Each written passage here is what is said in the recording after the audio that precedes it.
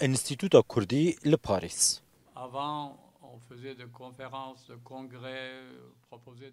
دکتر نجمالدین کریم پارێزگارê berê yê Kerkûkê di evê holê da û digel hinek ji rûniştiyên yekem saliya da kûçkirina wî çalakî û karên hevbeş ji bo pirsa Kurdî kirine.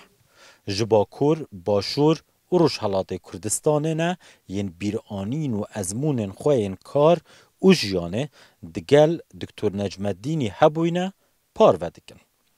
Serokê Înstîtûta Kurdiya Parîs dostaniyeke pir nizîk ya 30 salî berdewam digel Dr. Necmeddîn Kerîm hebûye.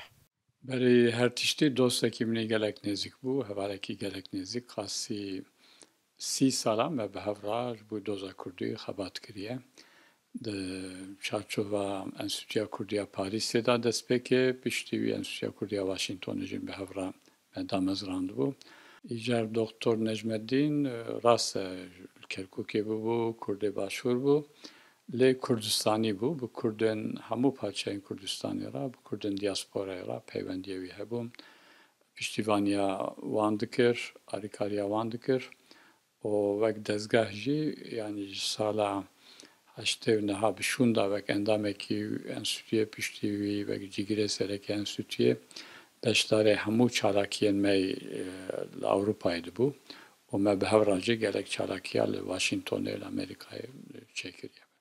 Ew wî baş dizanibûn ku kul û êş û kedera me koka wî menbaa wî yek be.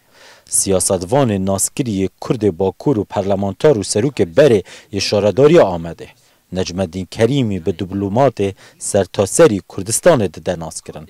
Ew pêşniyaz dike konferansekî Kurdan yê salan e û sertaserî ji bo têkeliyên nêvdewletî û diplomasiyê bi navê parêzgarê berê yê Kerkûkê bihê kirin.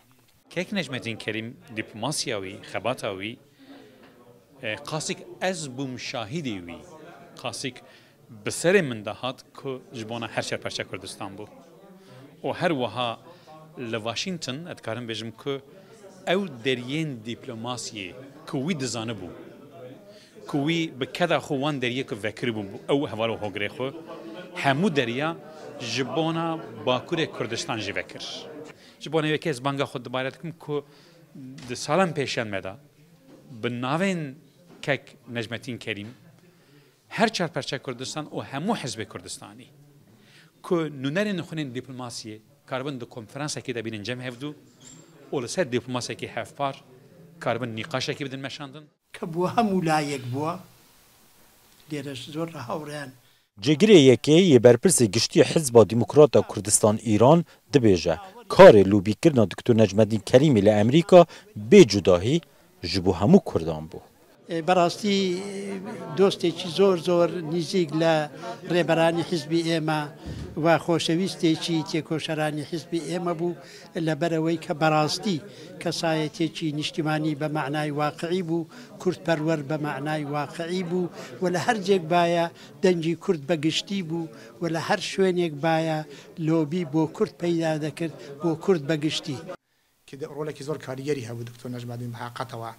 پێداگیری کردبوو یەکێک لەو کەسانە بوو کە پێداگیری کرد کە دەبێت ڕەفراندۆم و ji hemûyan gençtir di nav panelistan da nûnerê hikûmeta Herêma Kurdistanê li Ferensayê rolê Dr. Necmeddînî bi encamdana referandûmê li Kerkûkê mezin dizanîtin. Piştî panelistan dokûmentara Rûdaw derbareyî jiyan û karê Dr. Necmeddîn Kerîm hate pêşandan. Zinaşîn û Rûdaw, Parîs.